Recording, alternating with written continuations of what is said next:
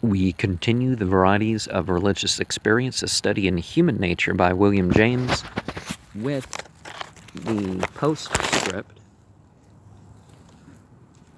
In writing my concluding lecture, I had to aim so much at simplification that I fear that my general philosophic position receives so scant a statement as hardly to be intelligible to some of my readers.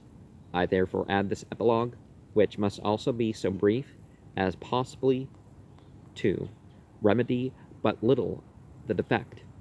In a later work, I may be enabled to state my position more amply and consequently more clearly. Originality cannot be expected in a field like this, where all the attitudes and tempers that are possible have been exhibited in literature long ago, and where any new writer can immediately be classed under a familiar head. If one should make a division of all thinkers into naturalists and supernaturalists, I should undoubtedly have to go, along with most philosophers, into the supernaturalist branch. But there is a crasser and more refined supernaturalism, and it is to the refined division that most philosophers at the present day belong. If not regular transcendental idealists, they at least obey the Kantian direction enough to bar out ideal entities from interfering causally in the course of phenomenal events. Refined supernaturalism is universalistic. Supernaturalism, for the crasser variety of piecemeal supernaturalism, would perhaps be the better name. It went with that older theology, which today is supposed to reign only among uneducated people, are to be found among the few belated professors of the dualisms which Kant is thought to have displaced. It admits miracles and providential leadings, and finds no intellectual difficulty in mixing the ideal and the real worlds together by interpolating influences from the ideal region among the forces that causally determine the real world's details. In this, the refined supernaturalists think that it muddles disparate dimensions of existence. For them, the world of the ideal has no efficient causality, and never burst into the world of phenomena at particular points. The ideal world for them is not the world of facts, but only of the meaning of facts. It is a point of view for judging facts. It appertains to a different ology, and inhabits a different dimension of being altogether from that in which existential propositions obtain. It cannot get down upon the flat level of the experience and interpolate itself piecemeal between distinct portions of nature, as those who believe, for example, in divine aid coming in response to prayer, are bound to think it must.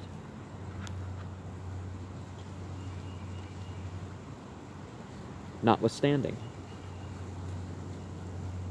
my own inability to accept either popular Christianity or scholastic theism, I suppose that my belief in communion with the ideal new force comes into my world,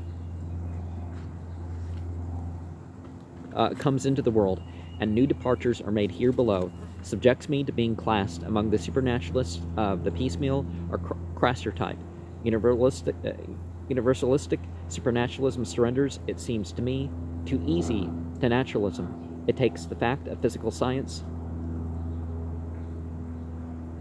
at their face value, and leaves the laws of life just as naturalism finds them, with no hope of remedy in case their fruits are bad. It confines itself to sentiments about life as a whole, sentiments which may be admiring and adoring, but which need not be so, as the existence of systematic pessimism proves.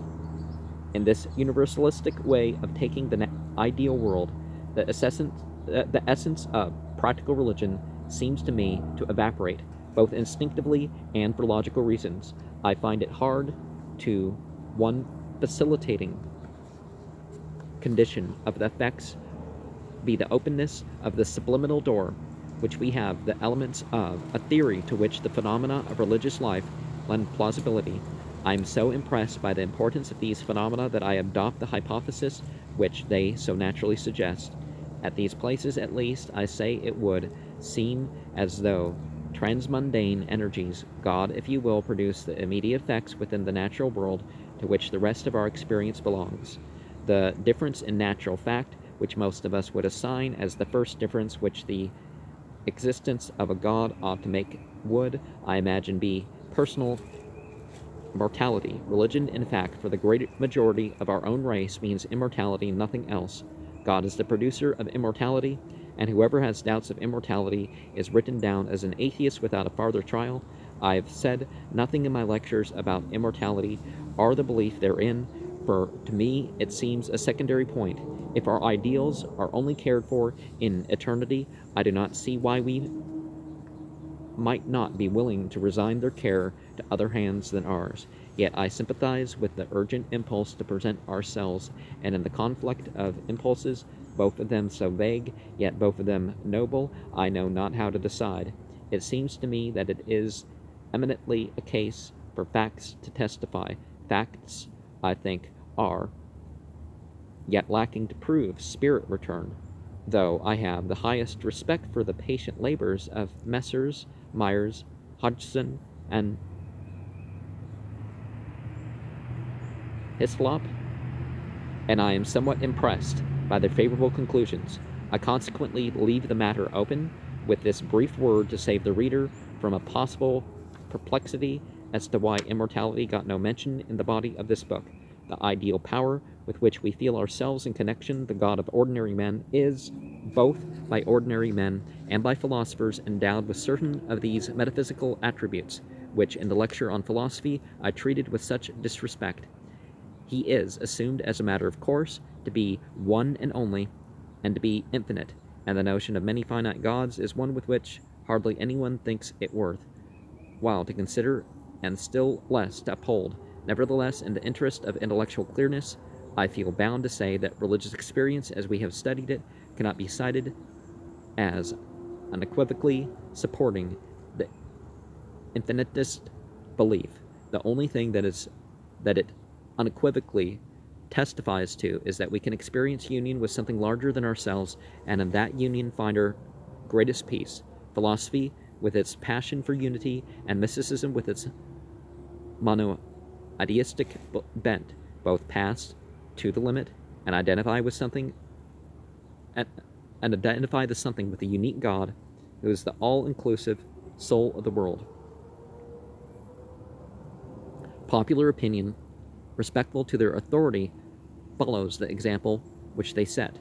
Meanwhile, the practical needs and experiences of religion seem to me sufficiently met by the belief that, beyond each man, and in a fashion continuous with him, there exists a larger power which is friendly to him and to his ideals. All that the facts require is that the power should be both other and larger than our conscious selves. Anything larger will do, if it only be large enough to trust for the next step. It need not be infinite. It need not be solitary. It might conceivably even be a larger and more godlike self, of which the present self would then be but the mutilated expression, and the universe might be conceivably a collection of such selves, at different degrees of inclusiveness, with no absolute unity realized in it at all.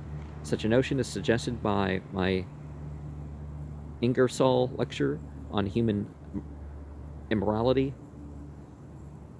Immortality, Boston and London, 1899. And so obviously you can shape the anyways, this would be a sort of polytheism return upon us, a polytheism which I do not on this occasion defend, for my only aim at present is to keep the testimony of religious experience clearly within its proper bounds. So we can, through the controlling the liberalism, you can control the general popular religion, or at least what people are willing to violate for, basically. Upholders of the monistic view will say to such a polytheism, which, by the way, has always been the real religion of common people, and is so still today, that unless there be one all-inclusive God, our guarantee of security is left imperfect. In the absolute, and in the absolute only, all is saved. If there be different gods, each caring for his part, some portion of us might not be covered with divine protection, and our religious consolation would thus fail to be complete. It goes back to what was said on pages 131 to 133 about the possibility of there being portions of the universe that may irretrievably be lost. Common sense is less sweeping in its demands than philosophy or mysticism have been wont to be, and can suffer the notion of this world being partly saved and partly lost. The ordinary moralistic state of mind makes the salvation of the world continual upon the success with which each unit does its part.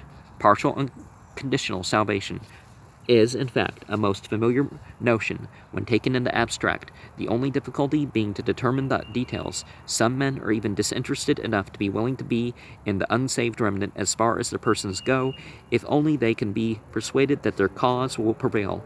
All of us are willing, whenever our excitement rises sufficiently high. I think, in fact, that a final philosophy of religion will have to consider the pluralistic hypothesis more seriously than it has hitherto been willing to consider it. For practical life, at any rate, the chance of salvation is enough. No fact in human nature is more characteristic than its willingness to live on chance. The existence of the chance makes the difference.